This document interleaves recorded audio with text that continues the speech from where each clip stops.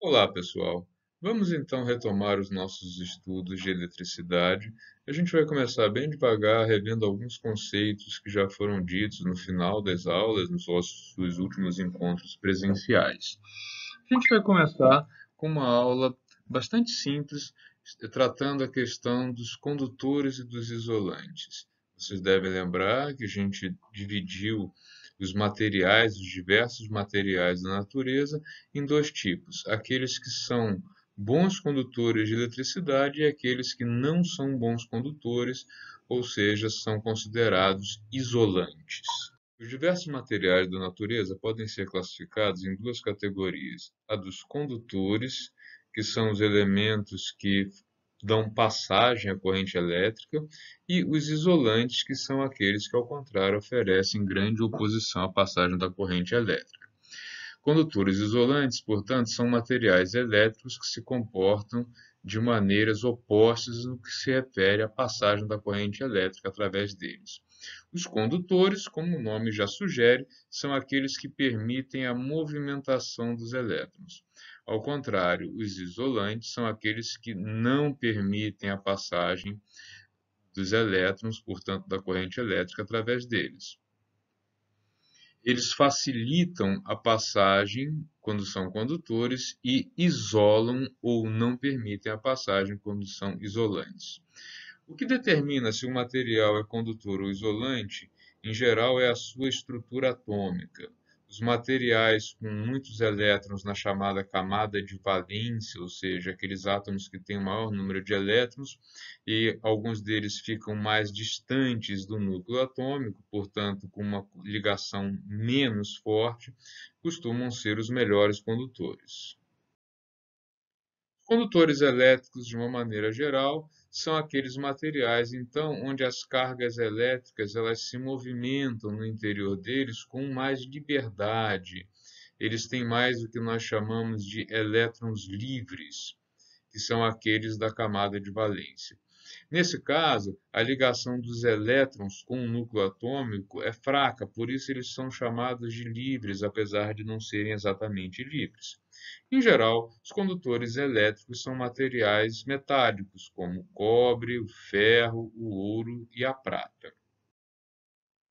Os principais tipos de condutores são os condutores sólidos, os líquidos e os gasosos. Sim, apesar de no nosso cotidiano os condutores sólidos serem os mais comuns devido aos fios com os quais a gente tem contato no dia a dia, existem também os líquidos e os gases como bons ou maus condutores de eletricidade. Os líquidos são chamados aí de condutores eletrolíticos. Por exemplo, uma solução onde eu tenha líquido e cargas positivas e negativas soltas, como numa solução de água mais sal, a gente pode ter aí uma passagem da corrente elétrica. Por isso que na água com sal, a gente tem o sódio positivo, o cloro negativo. Quando esse material está na água, né, o material está dissolvido em água, a gente tem uma separação desses dois elementos e essa solução de água com sal favorece bastante a passagem da corrente elétrica, por isso nós temos aí um exemplo de condutor líquido. Os gases também podem ser condutores, desde que eles tenham aí elementos livres, positivos, negativos, cátions e ânions, e eles podem favorecer a passagem da corrente elétrica por eles. Os isolantes, ao contrário, também chamados de materiais dielétricos, esse é um termo mais técnico, eles têm como característica a ausência ou uma presença muito reduzida do que é fundamental para a passagem da corrente elétrica, que são os elétrons livres. Isso faz com que esses elementos sejam isolantes, já que os elétrons estão fortemente ligados ao núcleo atômico e não vão se deslocar para dar aí passagem à corrente elétrica. Alguns isolantes bastante conhecidos são a borracha, muito usado para isolar, o isopor, a lã, a madeira também é um bom isolante, o plástico, o papel, o vácuo e o vidro. Os semicondutores, ao contrário, são aqueles materiais que podem se comportar como condutor ou como um isolante, dependendo de algumas condições físicas. Os condutores mais comuns são o silício e o germânio. O germânio, devido à variação das propriedades dele com a temperatura, especialmente com as temperaturas mais altas, ele acaba sendo menos usado que o silício, que é o elemento mais usado atualmente, inclusive nos componentes eletrônicos que fazem parte do nosso cotidiano. Vamos praticar fazendo alguns exercícios de fixação? Vamos lá. Aqui eu vou apresentar para vocês algumas questões. Primeira delas, a resistividade é uma grandeza oposta à condutividade elétrica. Assim sendo, a partir dos valores de resistividade elétrica fornecidos numa tabela que está aqui, você pode marcar a alternativa correta. Vamos observar aqui. Lembrando, a resistividade é oposta à condutividade. Quanto maior resistividade, menor condutividade. Quem tem aqui a maior resistividade de todos os elementos que estão listados? A maior resistividade está associada ao quartzo, né? Então, aqui em primeiro lugar em resistividade, com 7,5 vezes 10 a 15.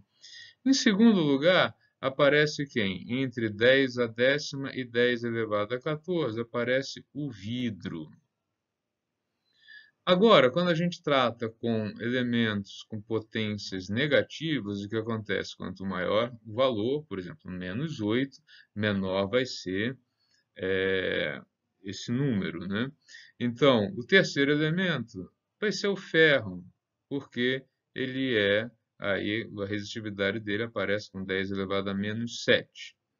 Já com 10 elevado a menos 8, nós temos dois elementos, o cobre e o alumínio. Qual deles tem a resistividade mais alta? O alumínio tem a resistividade ligeiramente mais alta que o cobre, então, quarto e quinto lugar. Ok? Resistividade, então. O ferro é melhor condutor elétrico que o cobre? Vamos ver. O ferro tem uma resistividade maior ou menor que a do cobre? Ele tem uma resistividade maior. Então, o ferro não pode ser melhor condutor que o cobre. Essa alternativa é falsa. De todos os materiais listados, o vidro é o que apresenta maior resistência à passagem da corrente elétrica? Não, é o quartzo. O vidro tem também uma resistência grande, mas o quartzo é maior.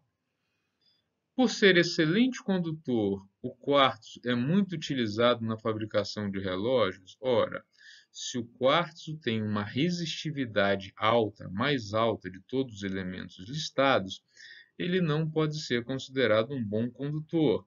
Apesar dele ser muito usado na fabricação de relógios, essa afirmativa é falsa.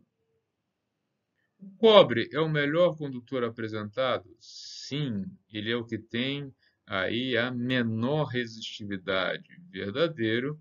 A condutividade do alumínio é maior que a do cobre?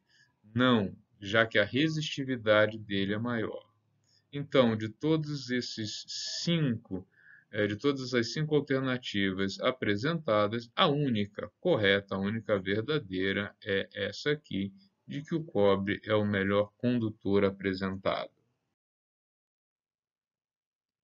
A respeito do comportamento, então, dos condutores, a gente pode ter aqui uma segunda questão. Os condutores isolantes, eles são apresentados aí alguns itens que vocês devem classificar como verdadeiro ou falso. A partir desse momento, vocês devem fazer uma pesquisa usando a internet para responder a essas perguntas. A questão número 2 e também a questão número 3, assim como as demais questões que forem aparecendo ao longo dos cursos. Vocês devem resolver essas questões, enviar as suas soluções pelo Teams, lá na área de tarefas, vai ter sempre uma tarefa associada à aula, e essas tarefas vão servir, algumas delas para avaliação de vocês e outras só para acompanhamento.